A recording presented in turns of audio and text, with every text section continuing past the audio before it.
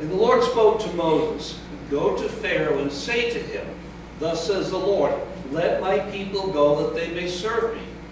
But if you refuse to let them go, behold, I will spite all your territory with frogs. So the river shall bring forth frogs abundantly, which shall go up and come into your house, into your bedroom, on your bed, into the houses of your servants, on your people, into your ovens, into your kneading bowls. And the frogs shall come up and on you, on your people, and all your servants." Then the Lord spoke to Moses, "Say to Aaron, stretch out your hand with your rod over the streams, over the rivers, and over the ponds, and cause frogs to come up on the land of Egypt." So Aaron stretched out his hand over the waters of Egypt, and the frogs came up and covered the land of Egypt. And the magicians did so with their enchantments, and brought up frogs on the land of Egypt. Then Pharaoh called for Moses and Aaron and said, "Entreat the Lord that he may take away the frogs from me and from my people, and I will let the people go, that they may sacrifice to the Lord." And Moses said to Pharaoh, "Accept the honor of saying when I shall intercede for you, for your servants, and for your people, to destroy the frogs from in your houses, that they may remain in the river only." So he said, "Tomorrow." And he said, "Let it be according to your word, that you may know that there is no one like the Lord our God. And the frogs shall depart from you, from your houses, from your servants, and from your people. They shall remain in the river only." Then Moses and Aaron went up from Pharaoh, and Moses cried out to the Lord concerning the frogs which he had brought against Pharaoh. They gathered them together in heaps, and the land stank. But when Pharaoh saw that there was relief, he hardened his heart and did not heed them as the Lord had said. So the Lord said to Moses, "Say to Aaron, stretch out your rod and strike the dust of the land, so that it may become lice throughout all the land of Egypt." And they did so. For Aaron stretched out his hand with his rod and struck the dust of the earth, and it became lice on man and beast. All the dust of the land became lice throughout all the land of Egypt. Now the magicians so worked with their enchantments to bring forth lice, but they could not. So there was lice on man and beast. Then the magician said to Pharaoh, "This is the finger of God." But Pharaoh's heart grew hard, and he did not heed them, just as the Lord had said. So, we have two new plagues. Last week we looked at the plague where the river Nile turned to blood and all the water turned to blood. And Pharaoh, after a week of dealing with it, decided that he wasn't going to let the people go. As I told you before, in modern times people like to think they have scientific explanations for how all this happened naturally. But just the way things happen, you have to say there's a high degree of improbability that these things happen just by nature. I think this whole portion also shows a little bit of God's humor. Because if you're going to cause trouble for people, to say what we're going to do is to have to deal with frogs. And, frogs are slangy. It's kind of like a camp trick. Like kids used to pull back when camps were actually more in nature to put a frog in somebody's bed. It always was especially good if a little boy would put a little girl's bed. And we know how yucky frogs are because there are all those stories of the Princess and the Frog where the princess has to kiss the frog, and who wants to do that, right? I will tell you that my granddaughters were very disappointed that they couldn't be here for this message about frogs, because I tell them all kinds of bedtime stories, oftentimes involving frogs. The last one was 15 frogs named Fred, and they just thought that somehow I should be able to work it into this message. I don't know how to do that, but there's something fascinatingly yucky about frogs. And so God warned Pharaoh that this is what I'm going to do to you if you don't let the people go and serve me. And Pharaoh said, okay. He challenged them to do it, and Moses told Aaron to use his rod and put it over the water, and all these frogs came up. And the picture is that they didn't just come up all, over a period of days, they just kind of all were there. And not just in the ponds, they were everywhere. And it talked about all the places to find them. And the problem with frogs is they're hard to catch, actually, because they can jump pretty good. Now, the thing is, frogs were actually one of those things that, not the actual frog, but idols of frogs were actually worshipped in Egypt. Now, the Nile River was worshipped because that brought all the prosperity. Egypt couldn't exist without the Nile. But if you have water, especially ponds, you're going to have something called mosquitoes. And the best thing to deal with mosquitoes are frogs. So, apparently the Egyptians understood this, and they liked the fact that they had the frogs around. So that the Lord just did this thing, that which they thought to be a good thing, just like the Nile was a good thing, he turned it into a bad thing. Have you ever heard the expression, too much of a good thing? That's what the Lord was doing. He wanted to give you too much of a good thing, and there was way too much of it. And so, Pharaoh, of course, didn't like it. Nobody liked it. Who likes to open their oven and find frogs in there? Try to climb into bed and find frogs in there. Everywhere you go, there's a frog. So, the sound of croaking must have been enormous. I can't imagine what it must have been like. So, Pharaoh wanted them gone. Now, the other thing is this. He called his magicians in. And the magicians were able to get frogs to come out of the slime, too. So in Pharaoh's mind, it's like, this thing that Moses done is no different than what my guys can do, just at a different scale. But it still was bad enough that he called in Moses and please ask the Lord to remove these, and I'll let the people go and worship. This gets to be a pattern. I will do this. If you do this for me, then I will do this. It's kind of the way the political parties work. You know, if you give us this and we promise to do this, and then they don't. Well, like Kim Jong-il, you know, if you do this for us, then I'll do this, and they never do that. It's the habit of these kinds of people, like Pharaoh, the dictators, that don't mind what they do to people. But now, there's something interesting that takes place. Moses says to him, I'll do you the honor. You have the honor of saying when God should remove all the frogs. When do you want me to make this request? There are two issues here that I think is very interesting. One is in Pharaoh's response. If I were Pharaoh, I would have said, now, do it now. But Pharaoh said, in the morning. Why would he do that? Just think about it for a moment. Why wouldn't he say, get rid of them right now? And I think it has to do with an awful lot of things in terms of unbelief. Sometimes people think, well, if this happens, if Moses were to pray, boom, and then it happened, it's kind of hard to argue against the fact that it was response to Moses' entreaty of God. But if it happens the next morning, just like they came up one morning and they're gone the next, you could say, well, maybe it was God, maybe it was something else. In the time that we've lived in our house, we've had a couple of things happen that just, it's like, wow, what's going on here?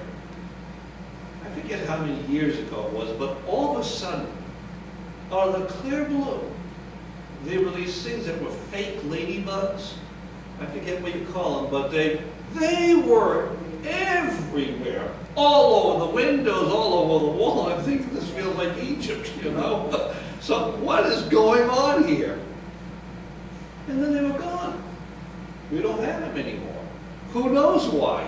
I'm sure some kind of biologist would be able to explain what was going on, why there was this infestation, why they're gone.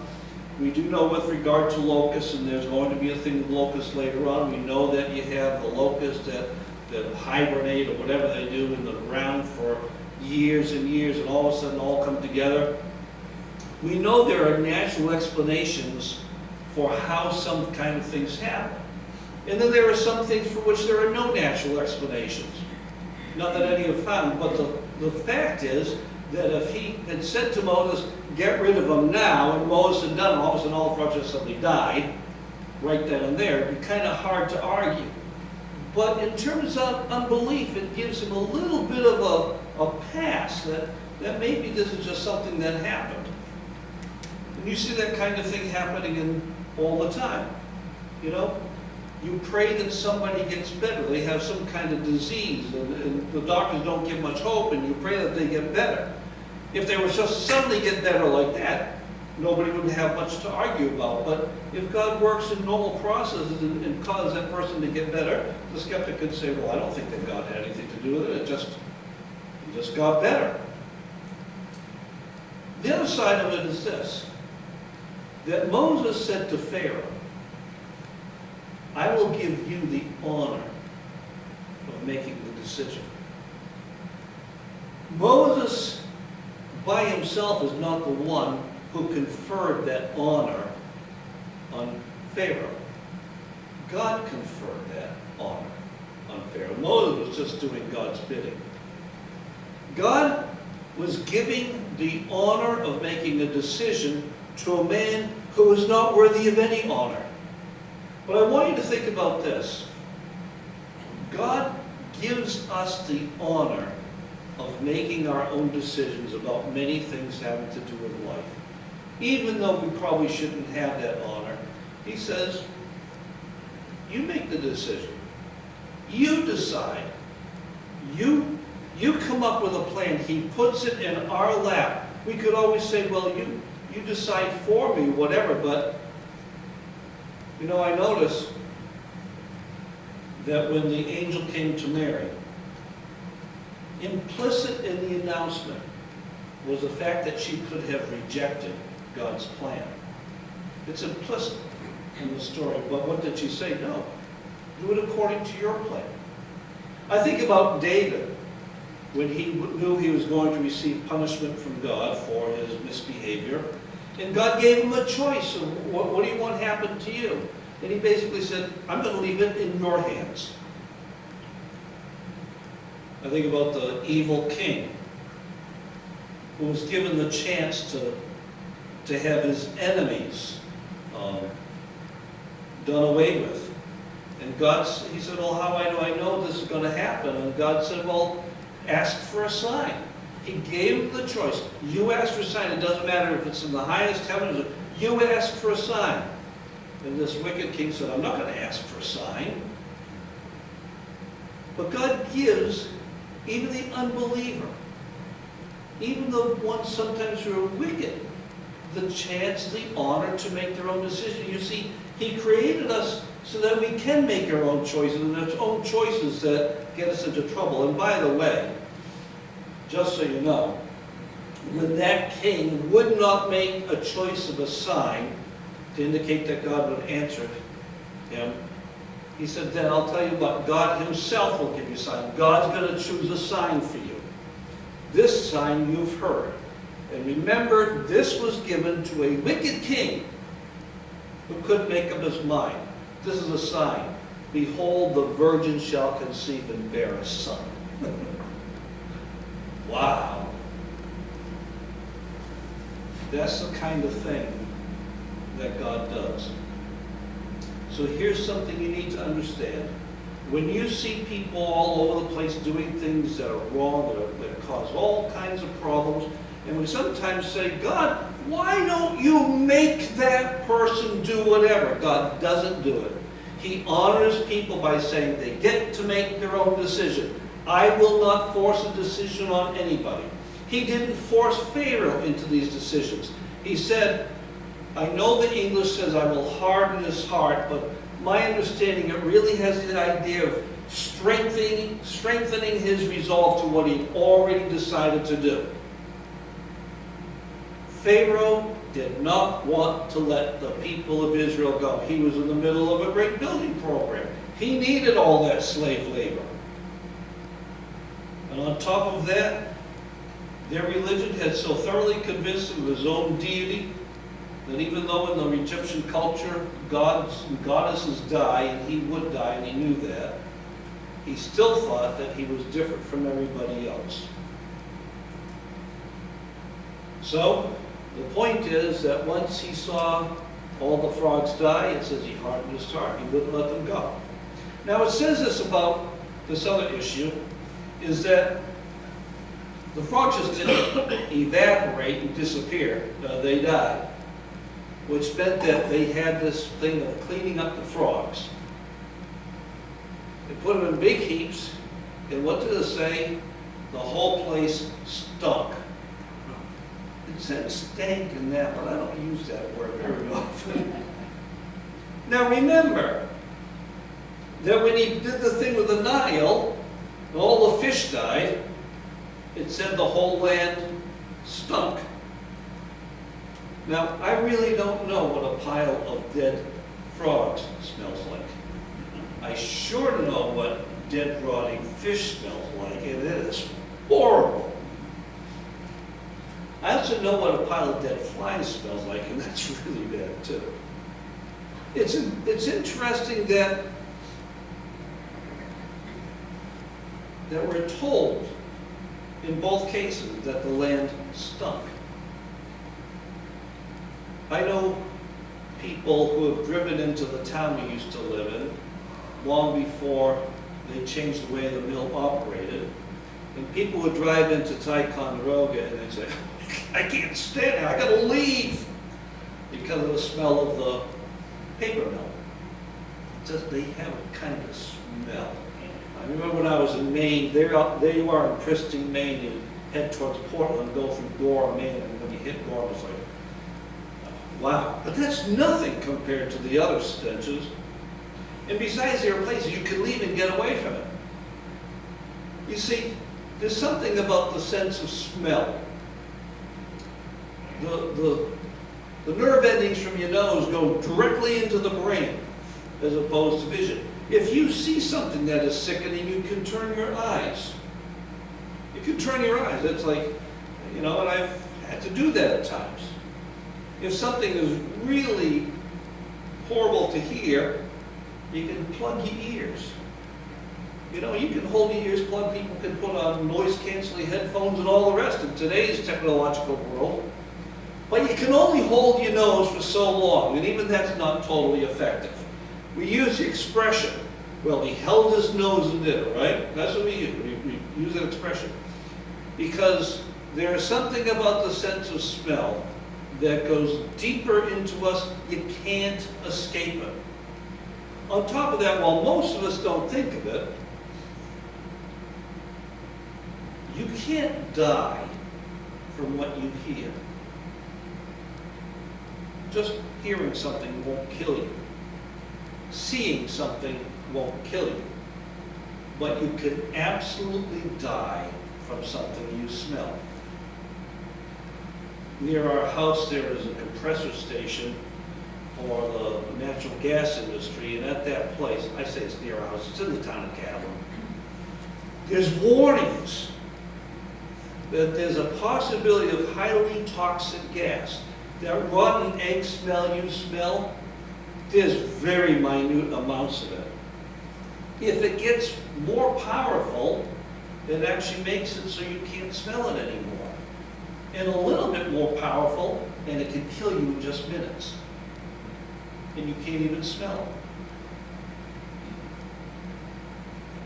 So there's something about the sense of smell, and what he's saying is, not only was life miserable when the Nile was turned to blood, not only did it become miserable when the frogs were there, but the misery went on because you just have a hard time living in a place that stinks.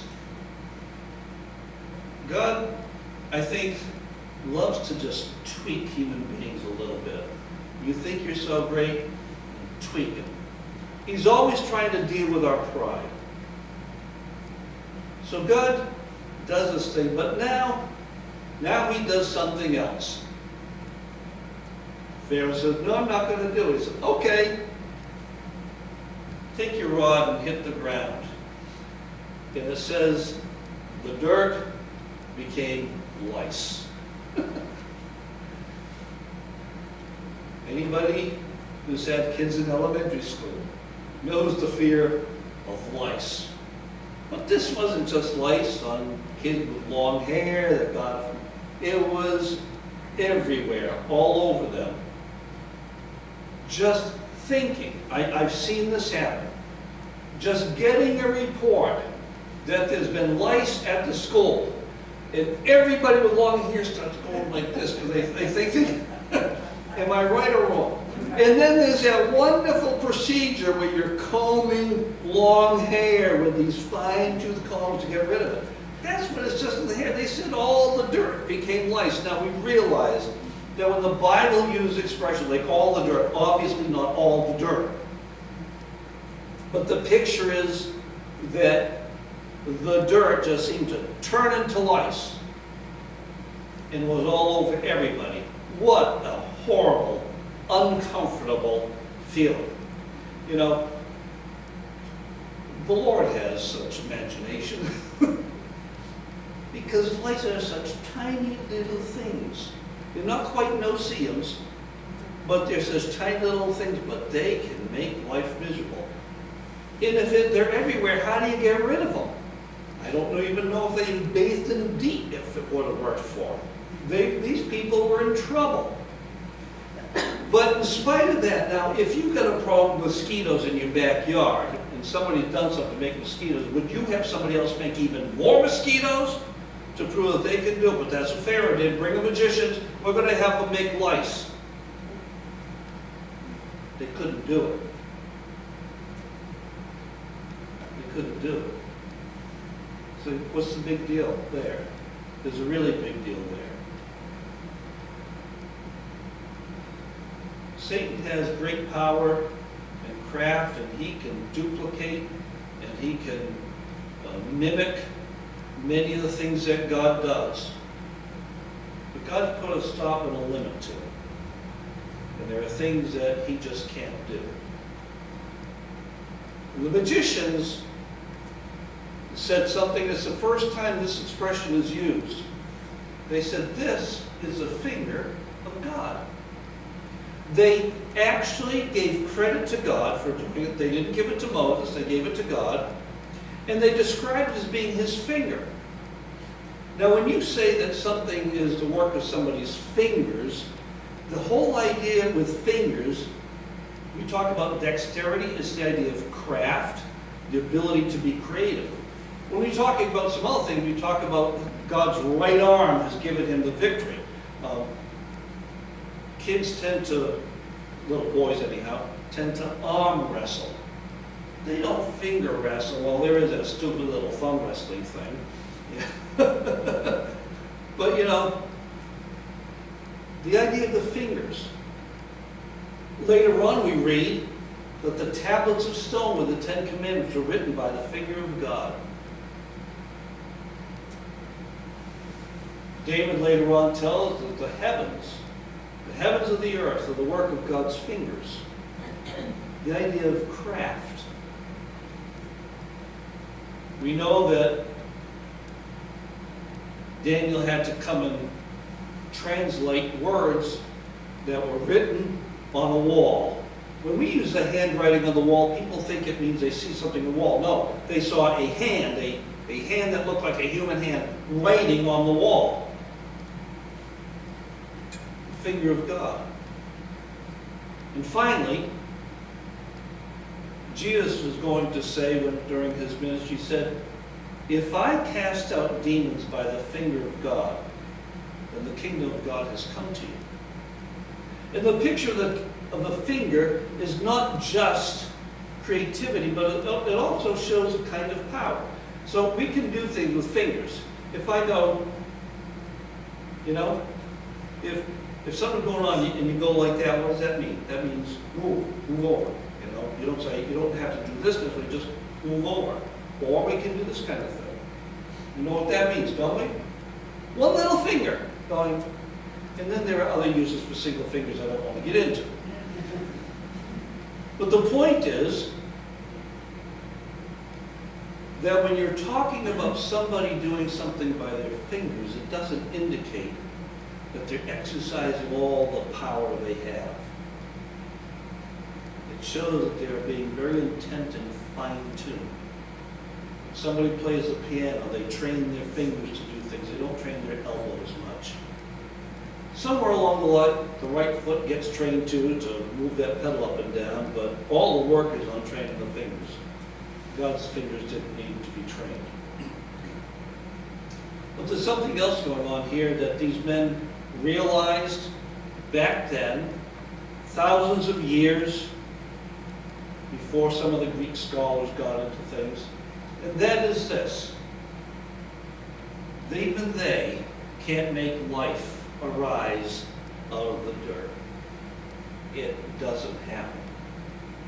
And for years and years and years after the Greeks came along, people saying, what do you mean? Of course it has to come out of the dirt, because where else would it come from? They hadn't heard the word.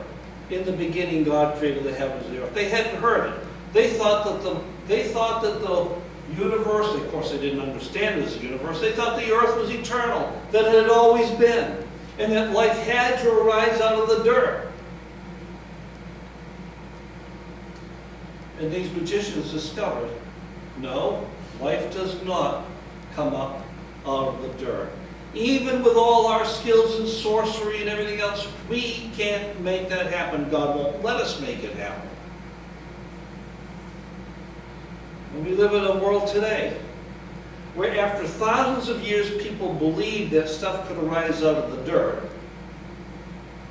And then finally, beginning with people like Louis Pasteur, we know pasteurization of milk, we finally realized that no, the dirt doesn't turn into life. Life comes from life. Life begets life. It became an established fact until people hated so much to think of a God and a creator. They said, you know, it must have come out of the dirt. And you have all kinds of scientists today trying to create all kinds of things and experiments to somehow get life to come out of the dirt. Folks, it doesn't happen. All the evidence indicates quite the contrary. And here's a group of people who had studied for years to practice all their magic on the behalf of a man who thought he was a god. A man who was living in a fantasy world. And it turns out that throughout all human history, people tend to live in a fantasy world. They think the world operates totally different than the way it does. They think that they can think their way out of every situation, and you can't. They think that they can somehow shout down what is really happening. They can overcome it. So Pharaoh really believed that he, Pharaoh, could stop the nation of Israel from leaving Egypt to go to serve God. So he was going to stand in the way. God gave him the choice of just letting it go. Time and time again, God gave him the choice, let my people go, that they may worship me. He knew that Pharaoh wouldn't do it willingly. Oh, was that going to stop God from doing his thing? Of course not. And there are people today who try so hard, so very, very hard to suppress the truth of God, who try to suppress the gospel in so many different ways. We live in a world where at the university level there are people who pride themselves in causing young people to lose their faith, who pride themselves in trying to convince people that there is no God. And they think themselves wise and clever in doing so, but that will not stop people from believing in God. Why? Because God knows how to make people believe. I told somebody recently that I can't prove to anybody that God exists. But that's not the issue. Because the fact is, He proved to me that He does. And that's all I need. So even though there are people all over the land who think they can somehow stop the gospel, they cannot. God will have His way. But in the meantime, their lives are going to eventually be filled with stinky rivers, stinky frogs, and stinky lice. Not literally, but you know what I'm talking about.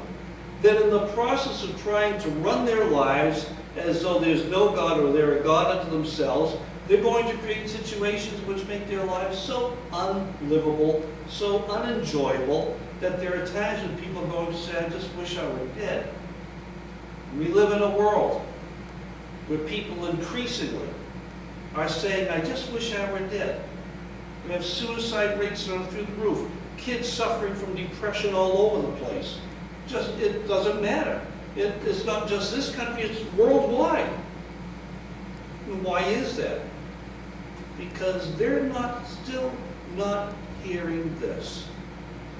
God wants his people free to worship him. The sad thing is that most of the time, it's not some outside force that's the problem. It's the hardness of our own heart. We're not free to worship him because we have put up all kinds of barriers between him and us. And God wants to break down those barriers. Sometimes he'll do it with something as foolish as making life really uncomfortable for us. Sometimes he has to scare the living daylights out of us. But it's amazing how things work. I'll tell a story of a friend of mine. This is something that happened 40 years ago or better.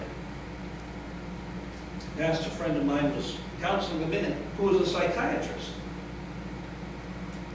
Jewish psychiatrist. I don't know how he wound up counseling him. I never asked about that part of the story. But as he was counseling him, and my friend started to talk about God, he started saying, I hate God. I hate God. Now this is a God he claimed he didn't believe in, but the God he claimed he didn't believe in, he hated pretty hard.